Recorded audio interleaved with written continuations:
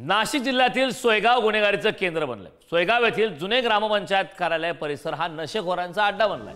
मद्यप्राशन, cigarette ओढणे, जोरजोरात आरडाओरड आणि काही वेळी प्रेमी युगलांचे अश्लील चाळे सुद्धा या ठिकाणी सुरू असतात। याच परिसरात चोरट्यांनी चोरलेली सामग्री साठवण्याचे प्रकारही घडतायत। या सर्व प्रकारांविरोधात नागरिकांनी वेळोवेळी पोलीस ठाण्यात तक्रारी केल्या, मात्र अद्याप कोणतीही ठोस कारवाई झाली नसल्याचा आरोप यावेळी स्थानिक नागरिकांकडून करण्यात आला। आम्हाला इतका त्रास आहे, आमचं परवात पेट्रोल गेलं, भाडेकरूचं पेट्रोल गेलं। हा, खूपच त्रास आहे आम्हाला। रात्रीचं बोललं तर त्यांना त्रास बी हे करतात, ती घाण घाण शिव्या देता, समोरच उभं राहून तोंडाकडे पाहता। हे चांगलं नाही बुवा त्यांचं, तुम्ही काहीतरी करायला पाहिजे। एवढा एरिया सुंदर असून इथं इतके चुकीचे कार्यक्रम होऊन राहिले, म्हणजे अक्षरशः मी सुद्धा जाते रस्त्याने, अक्षरशः मला मान तिकडे वळवावी लागते।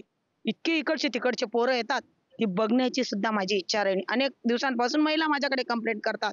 ही कंप्लेंट मी काळे सरांकडे पण निवेदन दिलेले आहे, बऱ्यापैकी महापालिकेकडे पण तक्रार केलेली आहे। ते महापालिकेचं ऑफिस इथं असून सुद्धा फक्त कामकाज कागदपत्र करून घेतात आणि इथून ती निघून जातात। इथं बघा तुम्ही किती अस्वच्छता आहे, स्वच्छतेकडे लक्ष नाही। पोरं येतात, पोरी येतात आणि ते पाहणं बघणं एकदम असह्य झालेलं।